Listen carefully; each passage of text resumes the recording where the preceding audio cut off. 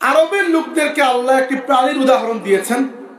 এবার আরবের মধ্যে দুটি প্রাণী ছিল খুব প্রচলিত, উট এবং ঘোড়া।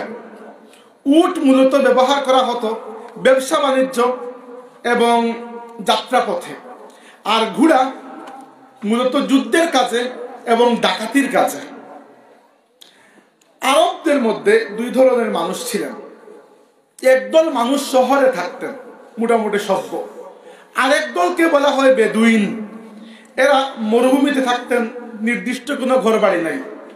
এদের জীবন জীবিকা ছিল ডাকাতি করা, এবং ডাকাতি করাকে তারা মোটেও কোনো অপরাধ মনে করতেন না। তারা মনে করতেন এটি আমাদের হক। কেউ যেমন মিস্ত্রি হয়, কেউ কৃষক হয়, আমরাও ডাকাত, সমস্যা কি? তাদের মন মানসিকতা ছিল এরকম। তো তাদের পেশা ছিল ব্যবসায়ী কাফেলা যখন এক শহর থেকে মাল নিয়ে আরেক শহরে যেত, ফিরে আসার সময় তারা ডাকাতি করে সব লুটে নিয়ে যেত। এবং তাদের একটি সুবিধা ছিল, তারা কোনো এক জায়গায় থাকতেন না, এজন্য তাদেরকে খুঁজে পাওয়া যেত না। তো মাঝে মধ্যে সব কাফেলার লোকেরা ঘোড়া ছুটিয়ে অন্য কোনো শহরে গিয়ে ডাকাতি করে আবার খুব দ্রুত চলে আসতেন। ঘোড়ার মধ্যে কিন্তু খুব তেজ থাকে। আল্লাহ সুবহানাহু ওয়া তাআলা একটি ছবি এঁকেছেন। এই ছবিটি আমি বলতে চাচ্ছি, একটু খেয়াল করুন। আরবের মানুষকে বলেছেন, ওয়াল আদিয়াতি দাবহান, আমি আল্লাহ কসম করছি সেই সব ঘোড়া যেগুলো খুব দ্রুত বেগে এগিয়ে চলে। আপনি একবার একটু চিন্তা করে দেখুন, আল্লাহর নবী সাল্লাল্লাহু আলাইহি ওয়াসাল্লামের উপর যখন এই আয়াত নাযিল হয়েছে এবং আল্লাহর নবী পড়ে শুনিয়েছেন, তখন তার সামনে যারা, তাদের মনের অবস্থাটা কি রকম হয়ে গেল, যে আজ মুহাম্মদ সাল্লাল্লাহু আলাইহি ওয়াসাল্লাম আমাদেরকে নিশ্চয়ই কোনো কাহিনী শোনাতে এসেছেন। সাধারণত তিনি বলেন নামাজ পড়ো, রোজা রাখো, এগুলো। আজ আমাদেরকে ঘোড়ার কাহিনী শোনাতে এসেছেন। আরবদের কান খাড়া হয়ে গেল।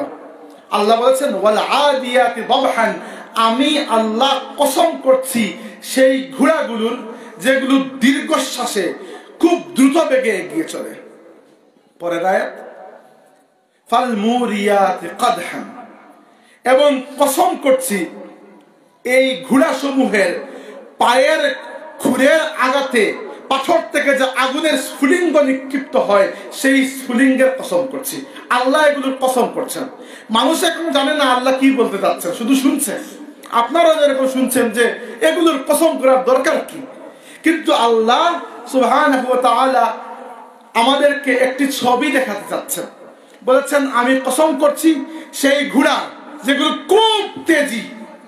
2 নম্বর, এগুলো এত দ্রুত এগিয়ে চলে যে পায়ের খুর যখন পাথরের মধ্যে বাড়ি খায় তখন আগুনের ফুলকা ওঠে।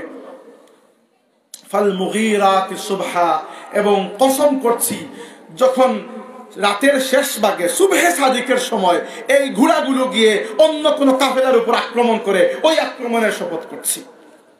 মানুষ তো আরো অবাক হয়ে গেল যে আজ আল্লাহর নবী কি বলছেন, এগুলো কিছুই তো বুঝতে পারছি না, এগুলো কি বলা হচ্ছে। আপনারা যেরকম অবাক হয়ে তাকিয়ে আছেন যে সারা জীবন সূরা আদিয়াত পড়েছি, এই ধরনের বিষয় তো খেয়াল করি নাই যে আল্লাহ এগুলোর কসম করেছেন। বা প্রশ্ন আসতে পারে, এগুলোর কসম কেন করবেন? আল্লাহ কসম করেছেন যে ঊর্ধ্বশ্বাসে ঘোড়াগুলো ছুটে চলছে। তারপরে কি হচ্ছে, এগুলোর পায়ের আঘাতে পাথর থেকে আগুনের ফুলকি উঠছে। এরপরে এগুলো খুব দ্রুত বেগে গিয়ে একেবারে ভোরের সময়, যখন সকাল পুরোপুরি হয়নি কিন্তু একটু ফর্সা হয়েছে, ওই সময় আরেকটি শহরে গিয়ে আক্রমণ করেছে। এরপরে কি বলেছেন, ফাআসারনা বিহি নাকাআন, যখন এগুলো একটি শহরে গিয়ে আক্রমণ করেছে, তাদের আক্রমণের মধ্যে এত বেগ, এত তেজ ছিল যে সারা শহর ধুলাবালি উঠছে। আপনারা দেখেছেন হয়তো, যখন ঘোড়া খুব দ্রুত চলে বা গাড়ি, তখন পেছনে ধুলা উড়ে। এই ঘোড়াগুলো ওই শহরে গিয়ে এত তছনছ করে এসেছে যে ওই শহরে ধুলা উঠছে। আল্লাহ আমাদেরকে একটি ছবি দেখাচ্ছেন। পরে কি, ফাওয়াসাতনা বিহি জামআ, এবং এই ঘোড়াগুলো ভয় পায় না, তারা এক যুগে শত্রু বাহিনীর মধ্যখানে গিয়ে ঢুকে যায়। এতটুকু পর্যন্ত একটি ছবি কমপ্লিট। এই ছবিটি আমি একটু আমাদের বাংলাদেশের হিসাব করে আপনাদেরকে বলবো। এতক্ষণ যা বলেছি সবাই সবগুলো বুঝতে পারেননি, আমি বুঝতে পারছি। দেখেন, আরবরা যুদ্ধে ঘোড়া ব্যবহার করত। উদাহরণস্বরূপ দুটি দল মুখামুখি, দুটি দলের মধ্যেই ঘোড়া আছে, দুটি দলের ঘোড়ার মালিকের একে অন্যের সাথে শত্রুতা। ঘোড়ার তো কোনো শত্রুতা নাই, ঘোড়া যুদ্ধের ময়দানে কেন যায়? তার মালিকের সন্তুষ্টির জন্য। মালিক তাকে খাবার দেন, এইটুকু সে মালিকের কাছে কৃতজ্ঞ। এর বেশি তার কোনো সমস্যা নেই, তার কোনো আবদান নেই, এর বেশি তার কোনো শত্রুতা নেই, কোনো বন্ধুত্ব নেই কারোর সাথে। আমি ঘোড়া ছুটিয়ে আপনার বাড়ি থেকে আক্রমণ করলাম, আপনি ঘোড়া ছুটিয়ে আমার বাড়িতে এসে আক্রমণ করলেন, না আপনার ঘোড়ার আমার বাড়ির সাথে দুশ্মনী, না আমার ঘোড়ার আপনার বাড়ির সাথে দুশ্মনী। ঘোড়া কেবল আমার, অর্থাৎ তার মালিক, তাও পরিপূর্ণ মালিক না। আমি তো ঘোড়াকে সৃষ্টি করি না, কেবল খাদ্য দেই। এতটুকু খাদ্যের শুকরিয়া আদায় স্বরূপ সে গিয়ে আপনার বাড়িতে হামলা করছে। শুধু হামলা করছে তা নয়, তার সমস্ত শক্তি ঢেলে দিয়ে সে আপনার কথা মানতে উদ্যত হচ্ছে। 3 নম্বর, সে যেখানে যাচ্ছে সেখানে ধুলি উড়িয়ে আসছে, অর্থাৎ যেখানে সে যাচ্ছে সেখানে আপনার উপস্থিতি মানুষকে সে জানিয়ে দিয়ে আসছে। অর্থাৎ আমি ঘোড়া এসেছি, আমার অমুক মালিককে নিয়ে ঘোড়া ছুটিয়ে এসেছে। 5 নম্বরটা কি? ঘোড়া ভয় পায় না। আগের যুগে কি হতো, যুদ্ধের মধ্যে সবচেয়ে বড় বীর তিনি, যিনি একে তো যুদ্ধের ময়দানে সবার আগে থাকতেন। 2 নম্বর আরেকটা বিষয় ছিল, যুদ্ধ শুরু হওয়ার পরে যে দলের সবচেয়ে বড় বীর যিনি, তার উপর মানুষের একটি চাহিদা থাকতো যে তিনি একা গিয়ে শত্রু বাহিনী ঢুকে পড়বেন। আমাদের ইসলামের ইতিহাসে আল্লাহর নবীর সাহাবীদের মধ্যেও এরকম 2 জন সাহাবী ছিলেন যাদের অভ্যাস ছিল একা গিয়ে শত্রুদের মধ্যে ঢুকে পড়তেন। একজন খালিদ ইবনে ওয়ালিদ রাদিয়াল্লাহু আনহু, আরেকজন হচ্ছেন জুবায়ের ইবনে আওয়াম রাদিয়াল্লাহু আনহু। তো তৎকালীন যুগের একটি বীরত্ব ছিল। বর্তমান উদাহরণস্বরূপ আজকের যুগে একজন যদি বীরত্ব দেখাতে চায়, এখন তো তেমন আর সেই যুগ নেই, কিন্তু হয়তো এক দেশের সেনাবাহিনী আরেক দেশের উপর হামলা করেছে, এখন তো বেশিরভাগ হামলা বিমান দিয়ে হয়, আগের যুগে ঘোড়া দিয়ে হতো।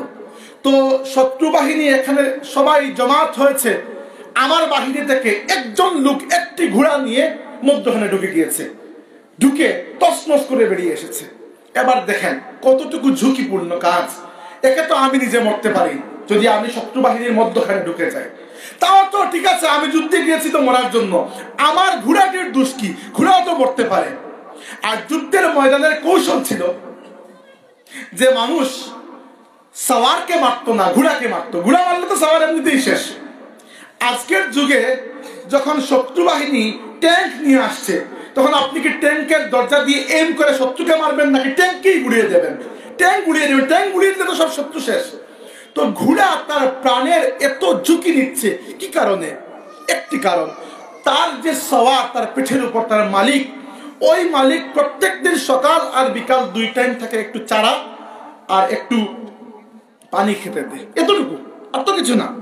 এমন তো নয় যে ঘোড়ার মালিক ঘোড়াকে সৃষ্টি করেছে, সৃষ্টি তো করেছেন আল্লাহ, কিন্তু মালিক সকাল বিকাল 2 বার খাবার দেয়।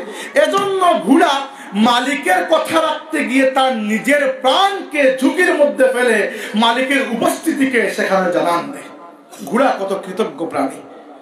এই পুরো ছবিটি যখন আরবদের মাথার মধ্যে এসেছে প্রথম 5 আয়াতে, والعاديات ضبحا فالموريات قدحا فالمغيرات صبحا فأثرن به نقعا فوسطن به جمعا। মানুষ চিন্তা করছে মুহাম্মদ সাল্লাল্লাহু আলাইহি ওয়াসাল্লাম আজকে কি বলছেন, আমরা কিছুই বুঝতে পারছি না। হ্যাঁ, বুঝলাম একটি কাহিনী, কিন্তু এই কাহিনীর সাথে কি সম্পর্ক আমাদের? পরের আয়াতে আল্লাহ যা বলেছেন ওই টুকরো বলার জন্য বাকিগুলোকে তিনি পিকচার করেছেন। কি বলেছেন? ইন্নাল ইনসানা লিরাব্বিহি লাকানুদ, মানুষ বড় বেঈমান। এত কাহিনী করে আল্লাহ কি বলছেন? ইন্নাল ইনসানা লিরাব্বিহি লাকানুদ, মানুষ তাদের রবের প্রতি কৃতজ্ঞ নয়। এই কৃতজ্ঞ নয় বোঝানোর আগে কৃতজ্ঞ কিভাবে হয় সেটি বোঝানোর জন্য আল্লাহ ঘোড়ার পুরো কাহিনী করেছেন। পুরো কাহিনী যেটি দিয়েছেন ঘোড়া, এটি এজন্য দিয়েছেন যে হে মানুষেরা, ঘোড়ার মালিক ঘোড়াকে সৃষ্টিও করে নাই, ঘোড়ার প্রাণের জিম্মাদারও সে নয়। তার জিম্মা 2টি, সকালে একবার চারা আর পানি দেয়া, বিকালে একবার চারা আর পানি দেয়া, এতটুকু। অথবা বেশিরভাগ সময় তাও দেওয়া লাগে না, ছেড়ে দিলে ঘোড়া নিজে খেয়ে আসে। সাধারণত গরু ছাগল যারা চড়ান, নর্মালি বেশিরভাগ ক্ষেত্রেই তো মাঠে নিয়ে ছেড়ে দেন, প্রত্যেকদিন আপনি ঘাস কেটে এনে খাওয়াবেন সম্ভব তো না। তো ঘোড়া তো আরো তেজি প্রাণী, সে নিজেই খাবে। আপনি তাকে একটি ছাদ দিচ্ছেন মাথার উপর, এতটুকু, জাস্ট এতটুকু জিনিসের কৃতজ্ঞতা, সে তার নিজের প্রাণকে ঝুঁকির মধ্যে ফেলে দিয়ে আপনার প্রত্যেকটি কথা মানছে।